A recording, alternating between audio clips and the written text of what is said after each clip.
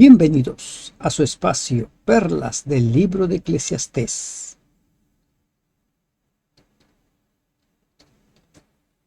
Más vale joven pobre, pero sabio, que rey viejo, pero necio, que ya no sabe recibir consejos. Buen día. Continuamos con el estudio de las perlas del libro de Eclesiastés.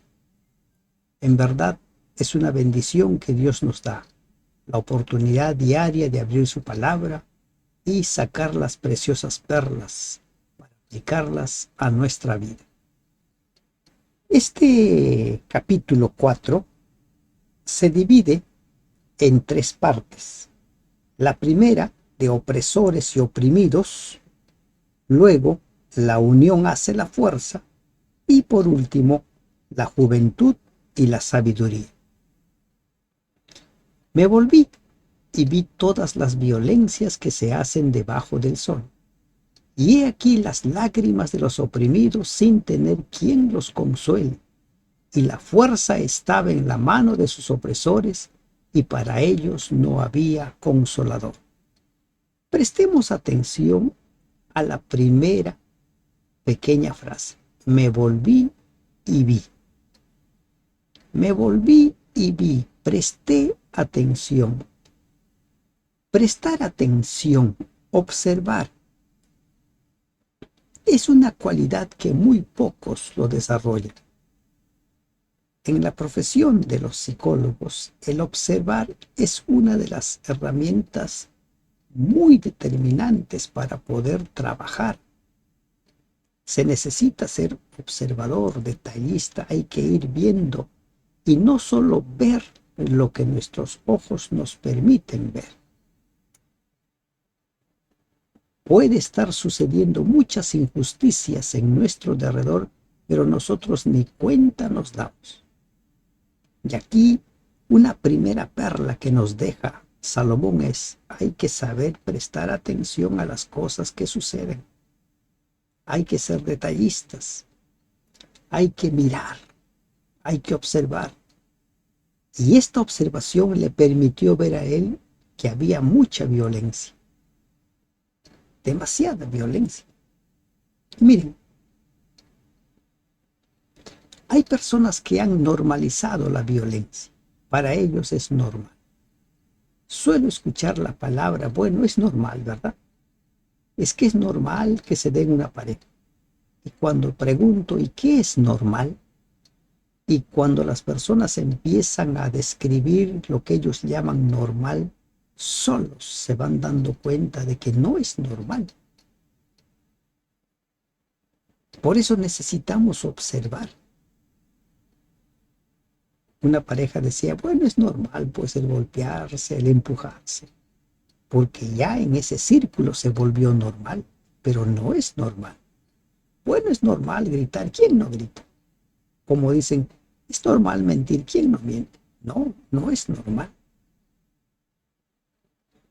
Por eso necesitamos volvernos, mirar, observar, para ver qué está sucediendo. Es lamentable cuando algunos padres no saben qué está sucediendo con sus hijos, porque no se han detenido a observar, a mirar. Inicia el día, trabajan, termina el día, descansan y así, mientras los años pasan. Una jovencita de 22 años dice, mi mamá quiere acercarse a mí, pero ¿para qué? Ya no necesito de una mamá. Hay que ponernos a observar. Y alabé yo a los finados, los que ya murieron, más que los vivientes, los que viven todavía. Y tuve por más feliz que unos y otros al que no ha sido aún, que no ha visto las malas obras que debajo del sol se hacen. Tiempo atrás leí la historia de un pueblo, ¿no? Un pueblo pequeño. Y esta historia dice que cuando en esa comunidad nace un niño, todo el grupo llora. Lloran porque ha venido a sufrir a este valle de lágrimas. Y cuando muere, se alegran, se regocijan, porque ya no sufrirá más en esta vida. Y es lo que el sabio dice: tuve por más feliz que unos y otros al que no ha sido aún, no ha venido aún a sufrir a este valle de lágrimas. Sí, la tierra, plagada por el pecado, por la injusticia, por todo, sí, es un valle de lágrimas, es un sendero oscuro, espinoso, pero aún en medio de ello, Dios sabe darnos a nosotros solaz, paz, tranquilidad, descanso. Sabe dar quietud a nuestras almas, a nuestras vidas. Por eso Jesús dice: vengan a mí todos los que están trabajados y cargados. He visto asimismo que todo trabajo y toda excelencia de obras despierta la envidia del hombre contra su prójimo. También esto es vanidad y aflicción de espíritu, la envidia. ¿Saben ustedes cuán trágico es la envidia? La envidia es fatal. Movidos por la envidia, las personas pueden destruir a las personas, pueden destruir honras, pueden destruir a personas, por ejemplo, a profesionales en el trabajo, o pueden destruir parejas, familias, por la envidia. Satanás fue el primer envidioso y se empezó a envidiar la posición de Dios ahí en el trono, y él aspiraba, quería su trono. Voy a sentar en ese monte. Y ese espíritu ha sido sembrado en los seres humanos. Por eso necesitamos que el Espíritu Santo nos ayude a regenerar nuestros corazones que están plagados de envidia. El necio cruza sus manos y come su misma carne. El necio. Otras versiones dicen que el necio o el ocioso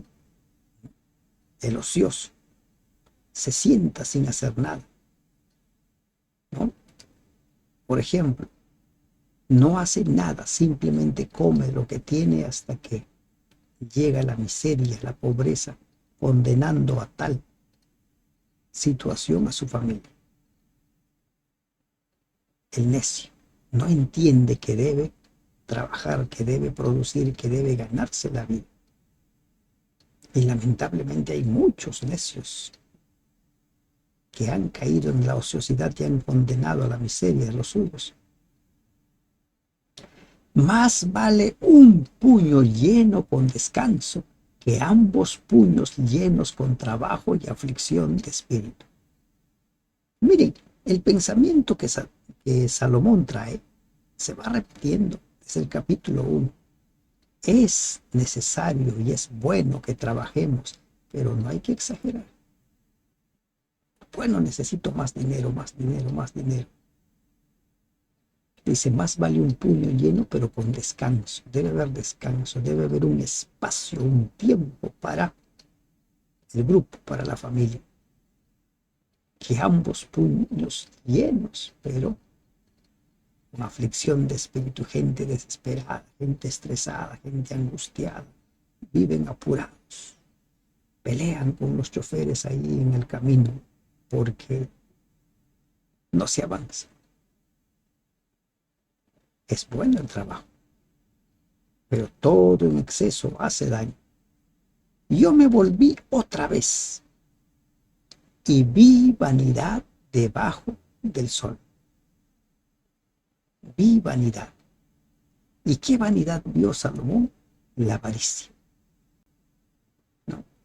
A otro fenómeno de la vida se está refiriendo Salomón: a la avaricia. Pero miren, vuelve la lección. Hay que saber prestar atención, hay que ser observadores. Observa lo que está sucediendo dentro de tu círculo. Observa, presta atención.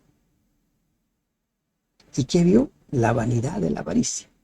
Está un hombre solo y sin sucesor, que no tiene hijo ni hermano, pero nunca cesa de trabajar, ni sus ojos se sacian de sus riquezas, ni se pregunta, ¿para quién trabajo yo y defraudo mi alma del bien?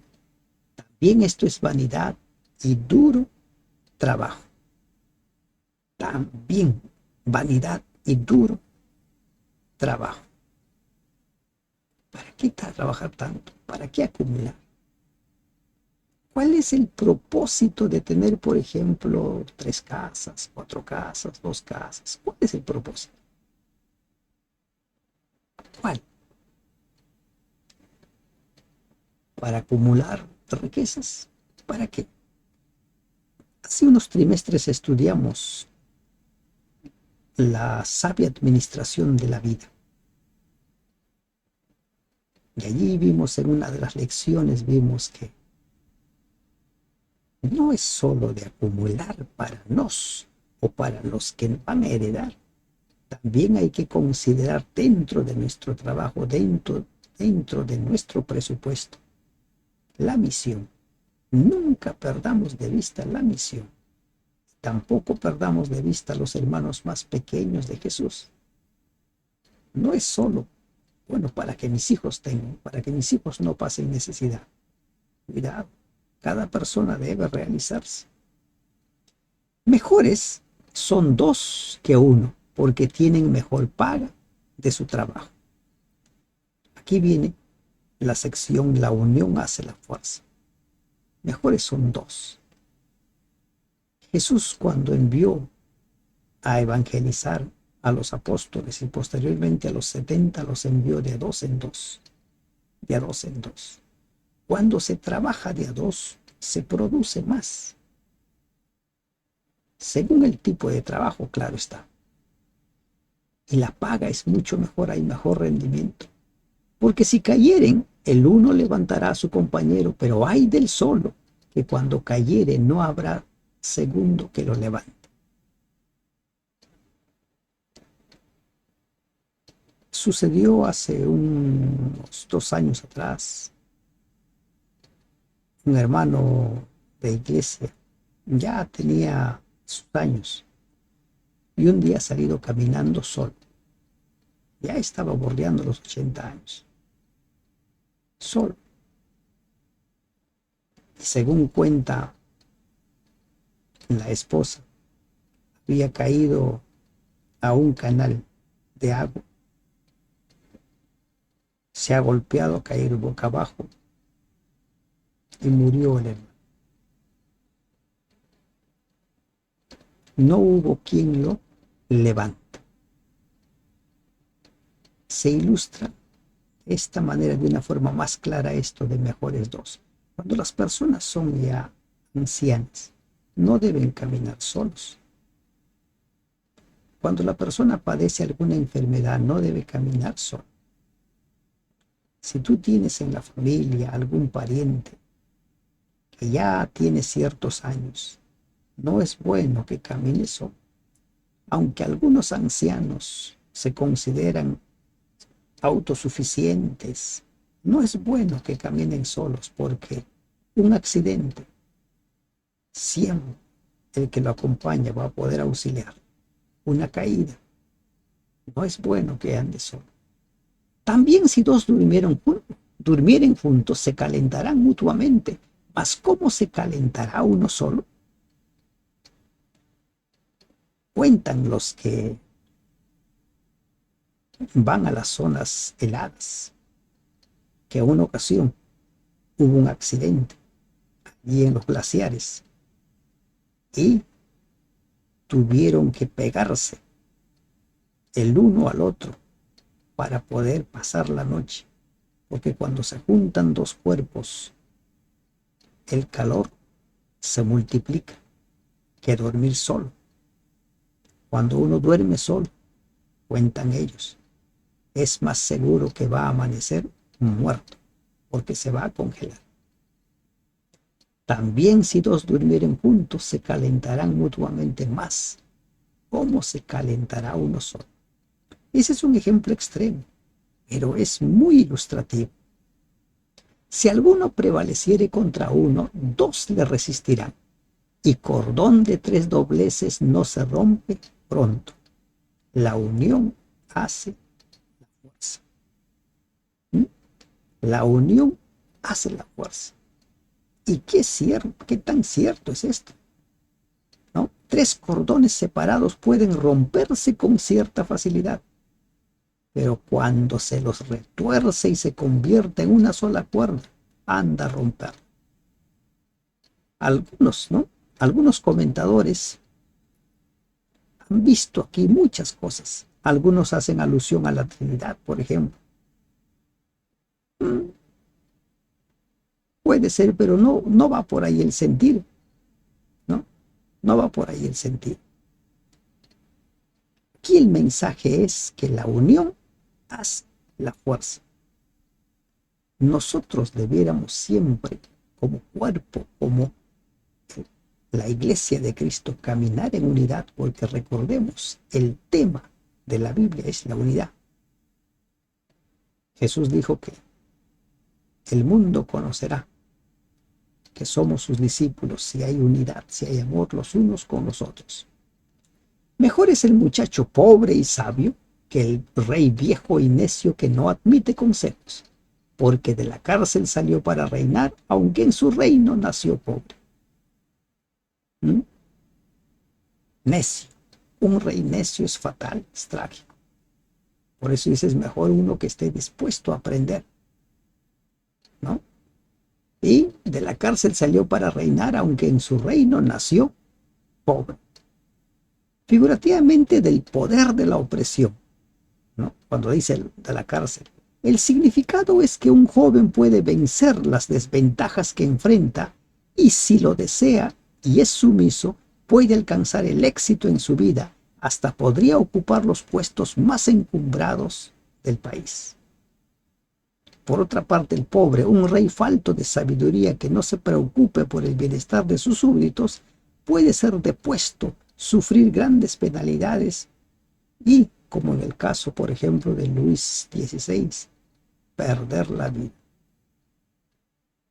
Vi a todos los que viven debajo del sol, caminando con el muchacho sucesor que estará en lugar de aquel. No tenía fin la muchedumbre del pueblo que le seguía. Sin embargo, los que vengan después tampoco estarán contentos de él. Y esto es también vanidad y aflicción de espíritu. Eso es cierto.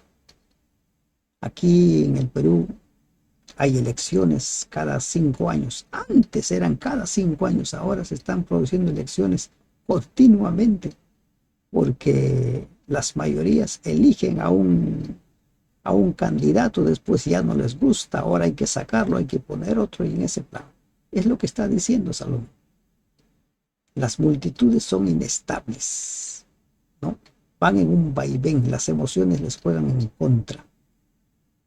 Aprendamos nosotros a ser consecuentes con nuestras decisiones. Si en un país hay unas elecciones de 5 años, hay que elegir, hay que pensar a quién, por quién se va a votar. Y después de eso, hagámonos responsables de nuestras decisiones, de nuestros votos. No seamos, ¿no? Personas inestables. No, ahora ya no, ahora sí. Cuando las reglas de juego están bien establecidas, hay que subirnos a él. Pero por otro lado, los cristianos, nuestras esperanzas jamás debemos de poner en un candidato. Nuestra esperanza siempre debe estar cimentada, firme en Dios. Puestos los ojos en Cristo Jesús, el autor y consumador de nuestra fe. ¿Con cuál de las perlas te vas a quedar? ¿Cuál de ellas lo vas a poner en práctica? Recuerda, el desafío es una perla por cada día. Una perla por cada lección, como mínimo.